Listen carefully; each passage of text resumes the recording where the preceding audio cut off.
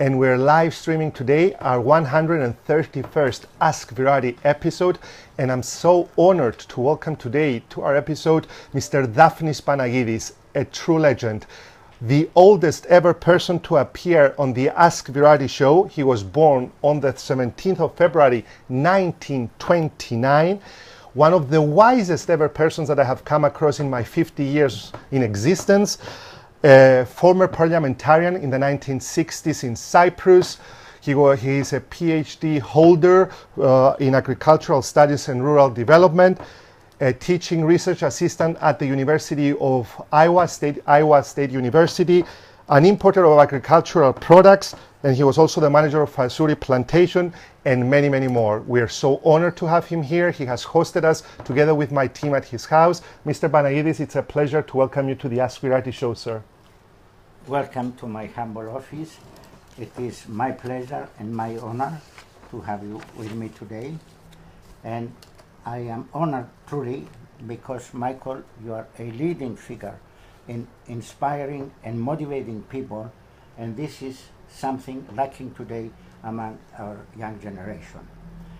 To share a little story with you, the other day, a father asked me to help his daughter find a job. And I asked her to come 8 o'clock in the morning. And he said, no, she gets up at 10:30. I said, what? She gets up at 8:30 in the morning? Failed. I cannot recommend such a person for a job. But Michael, let me make a correction also. I am not a PhD holder. I completed my doctoral studies. I just left Iowa State University at the peak of the Turkish invasion, and I did not complete my PhD dissertation requirements. But I did complete my doctoral studies in agricultural economics. Excellent. Thank you again for coming. Mr. Panagides, for us, you completed many more diplomas than that. Let me start by reading out some of the dozens of positive comments that we have received on our social media platforms, on the various social media platforms. And these comments must be coming from people that you know personally. I have chosen 2 out of the many to read out. I call them legacy comments, and here are the comments. Mr. Martin Limbert, he says the following: Dafnis' wisdom shared nearly 50 years ago at Iowa State University still helps guide our lives.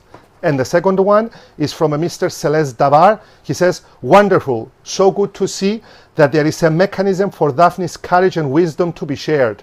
I had an amazing, enriching one-day guide excursion, incredible meal and conversations with Dafnis and his close friends into the hills outside Paphos with a brief stop at his home. I consider it to be one of the highest honors of my life. Mr. Dafnis, what's the secret? How do you make people feel so great after they've seen you 50 years ago or they met you once? I'm deeply touched by the comments of these very special friends. Martin Limbert was a colleague of mine who became very close friends at Iowa State University, and Celeste Davar, an international consultant in sustainable tourism. I had the pleasure and the good luck to meet him and get him know on his short visit to Cyprus, and we share some experiences together. Now, as to the secret of gaining friends, there is no secret about it. In my early youth, my early 20s, I was influenced by 3 books. A part of the shaping of my character, which I received from my parents, especially from my father, Solomon. Your father was a priest, if I'm not mistaken. He was an educator and later on an ordained priest. But I was influenced by 3 books, and I would say my life was shaped by those 3 books. Number 1, the New Testament. Number 2, Dale Carnegie's How to Win Friends. To Win Friends and Influence People. And number 3, Marcus Aurelius, the Emperor Marcus Aurelius' Meditations. As a result of my interest in philosophy, I started practicing a Pythagorean practice something which Pythagoras, the famous Greek philosopher, had all his students do, the self-examination. So every day I follow the Pythagorean self-examination, and I make a morning agreement every day through the last 70 years almost, or 60 years of my life. This daily agreement with myself, as it is called, is a sort of a contract that I make with myself to behave with older people as if they are my parents, with people of my age as if they are my brothers and sisters, and towards younger people as if they are my own children.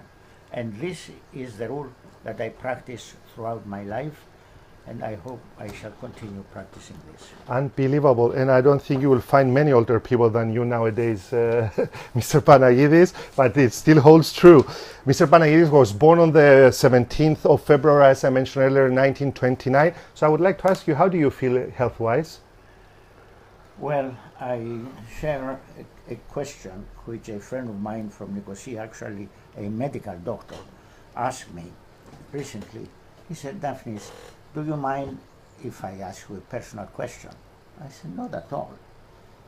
Now that you're getting old, are you not concerned about death and dying? And I smiled and I said, what? You don't know me well enough. I have no time to think about death and dying. I'm so busy. My life is so full with activities that I have no time to think about the end of my life on this planet.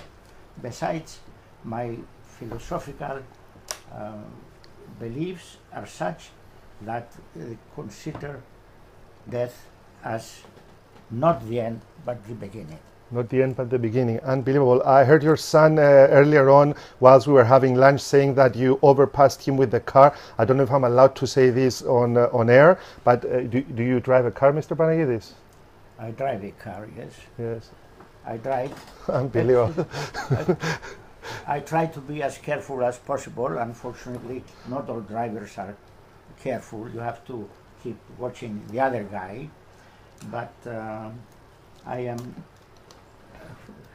happy and lucky and fortunate that I am still able to drive around, because the biggest and the most severe punishment for me would be a situation that will pin me down and make me inactive.